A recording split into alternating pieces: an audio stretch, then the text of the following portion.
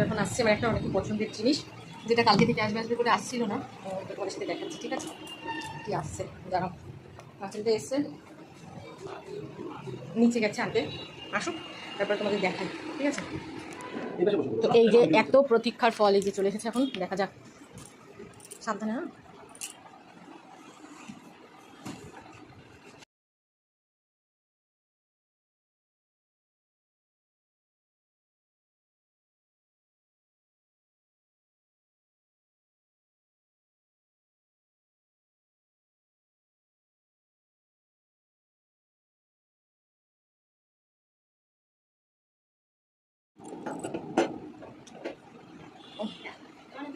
বাবা, কালকে 3টেতেই রান্না বসিয়ে দেবো একদম।